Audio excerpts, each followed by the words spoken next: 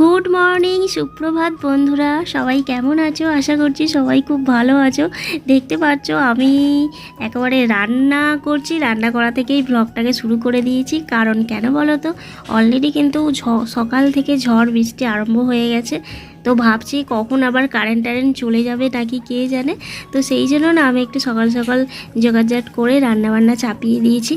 কারণ জানো যে আমাদের মানে অন্ধকার হয়ে গেলে দিন কি রাত কি সবসময় অন্ধকার থাকে, লাইট না জ্বললে সব কিছুই অন্ধকার থাকে। তো সেই জন্য একটু রান্নাবান্না চাপিয়ে দিয়েছি তাড়াতাড়ি। আর কি রান্না হচ্ছে বলো তো, আজকে একটু ডিম করব আর একটু মাছ করব। দেখতেই পেলে যে মাছ হয়ে গেছে রান্না, আর একটা ডিম ফাটা ছিল। তো আমি তোমাদেরকে আগেও বলেছিলাম যে আমি যখনই ডিম সেদ্ধ দিই কিছু না কিছু একটা গন্ডগোল হয়। তো আজকে সিদ্ধ দেওয়ার আগেই দেখছি একটা ডিম ফাটা।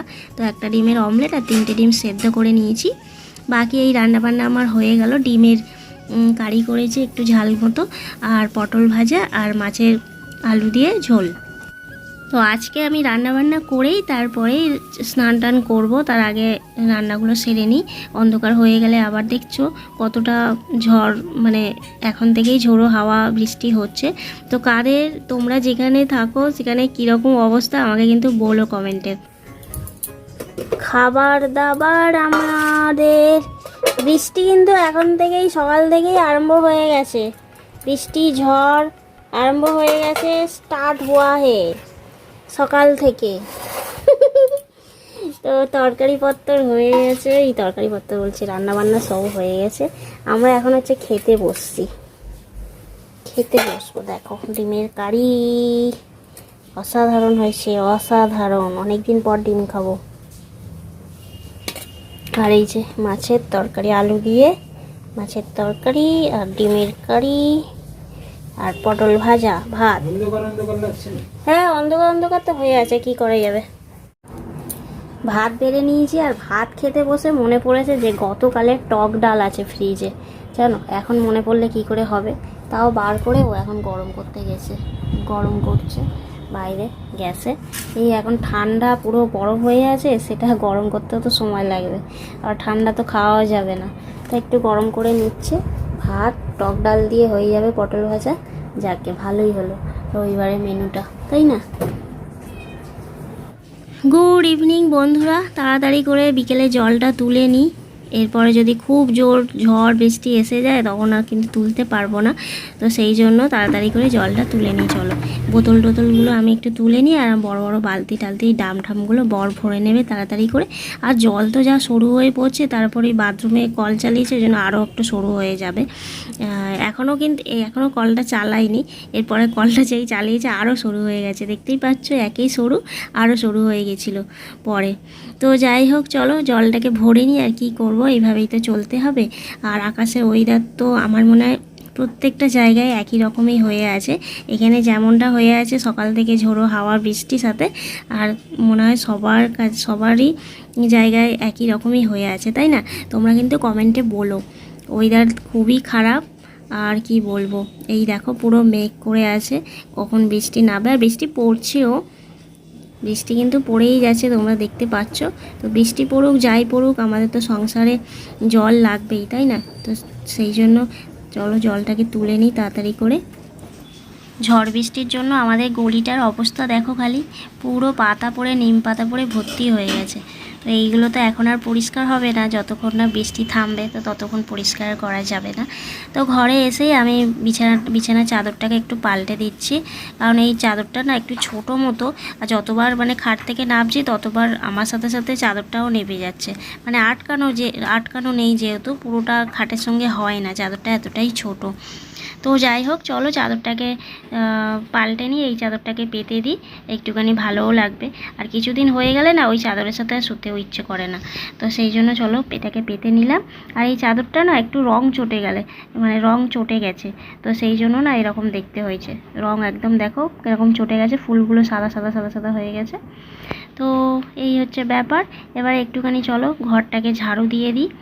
কারণ ঘর পুরো কিরকির করছে, বাইরে ঝোড়ো হাওয়া বৃষ্টি হয়ে যাচ্ছে আর ঘরে খালি ওই হাওয়া তো খুব একটা ঢোকে না, খালি ওই ধুলো বালি এইসবই ঢুকে যাচ্ছে ঘরের মধ্যে। কী আর করব, মানে আমার এই পুরো বাড়িটাতে মানে নোংরাটাই বেশি হয়, পরিষ্কার করার দায়িত্ব নেই, এগুলো সব আমাদের দায়িত্ব। তো যাই হোক, চলো পরিষ্কার করে নিই ভালো করে, পরিষ্কার করে এবারে আমার নিশ্চিন্তে বিকেলের কাজটাও হয়ে যাবে, সাথে আমরা সন্ধেটাও দিয়ে দেবো একেবারে। তবে এখন দেরি আছে, এখন ঘড়িতে হচ্ছে এই 5টা 10-15 এরকম হবে। আর বৃষ্টি হয়ে না বারান্দাটা পুরো জল হয়ে আছে, জলের ঝাপটা এসে জল হয়ে আছে। আমার ঝাড়ুটার অবস্থা দেখো, খালি ঝাড়ুটা পুরো জলে ভিজে যাচ্ছে। তো একটুখানি মুছে নেব ভাবছি। তারপরে একটুখানি ফল কেটেছি, একটু লেবু আর আম, ওই লেবু আম কেটেছি, এখন একটুখানি দুজনে খাচ্ছি। চলো এই ফলটাকে খেয়ে একটু পরে সন্ধে দেবো, এখন দেরি আছে যদিও বা সন্ধে একটু ওই 6:30টার দিকে দিই আর কি, 6টা 15-20 হয় তখন সন্ধে দেওয়া হয়। আর আমার বরকে বলছি, দেখো তুমি 2 হাতে খাচ্ছ, বলে লেবু তো ভালো করে খাওয়া যাচ্ছে না।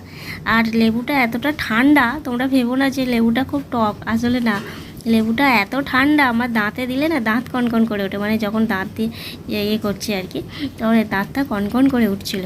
তো যাই হোক, ফল টল খেয়ে আমি এখানে সন্ধ্যা দিয়ে দিয়েছি, আমার বর দিয়েছে সন্ধ্যে। আর তারপরে একটুখানি মুড়ি মাখানো হয়েছে, শুধু টমেটো কাঁচা লঙ্কা চানাচুর, ব্যাস আর কিচ্ছু নেই, একটু মুড়ি খাই। এখন হচ্ছে এখন রাত 11টা বাজতে যায়, 11:15 বাজে। এই খেয়ে দিয়ে উঠলাম, যদি কারেন্ট চলে যায় তাড়াতাড়ি করে খেয়ে নিলাম। আর বাড়ির সবাই তো খেয়ে দিয়ে শুয়ে পড়েছে অন্ধকার করে, বারান্দা অন্ধকার হয়ে গেছে, খালি আমাদের আলোটাই জ্বলছে। আমাদের আলোটা এবার নিভিয়ে দেবে আমার বর। রাতে এবার শুয়ে পড়বো। আর দেখো পাউডার মেখে আমার কি অবস্থা। হ্যাঁ কি বলছো? বাইরে দেখে দেবে? ও দেখেছো, বৃষ্টি পড়ছে কিন্তু, বুঝতে পারছো ঝড় বোধহয় অলরেডি শুরু হয়ে গেছে, আওয়াজ হচ্ছে দেখছো, ঝড় আসছে, রেমাল আসছে, বাপরে বাপ ভয় লাগে। যাই হোক, আমাদের তো এখানে এইরকম ওয়েদার, সকাল থেকে ঝোড়ো হাওয়া বৃষ্টির সাথে হয়েই যাচ্ছিল, আর এখন একটু বেড়েছে। রাতের দিকেই তো আসার কথা, রাত 11টা নাগাদ, তো আজকে মানুষ ঘুমিয়ে পড়বে, এখন যদি ঝড় হয় কত মুশকিল বলো তো, ভয়ঙ্কর ব্যাপার। আগে হলেই বলছে মানুষ সাবধানে থাকতে পারতো। তো চলো এবারে শুয়ে পড়বো, দেখি কতটা কি ঝড় হয়, একটু বসে থাকি তারপরে শুয়ে পড়বো। তো চলো বন্ধুরা, আজকে ব্লগটা এখানে শেষ করি, দেখা হবে পরের ব্লগে। তোমরা খুব ভালো থেকো, সাবধানে থেকো, সুস্থ থেকো। চলো আজকের মতো টাটা আর গুড নাইট। বন্ধুরা শুরু হয়ে গেছে, প্রচণ্ড ঝড় হচ্ছে, ভালোই জোরে ঝড় হচ্ছে। আমি ভাবছিলাম মনে হয় হবে না, একটু আধটু ঝড় বৃষ্টি হয়ে থেমে যাবে, কিন্তু একটু করে না বাড়ছে, যত রাত হচ্ছে তত বাড়ছে। বাপরে কি দেখাবো বলো তো, আমি তো বাথরুম পিছনে দেখাতেও পারবো না, ঘেরা যেহেতু একদম, সেই জন্য দেখাতেও পারবো না, শুরু হয়ে গেছে না।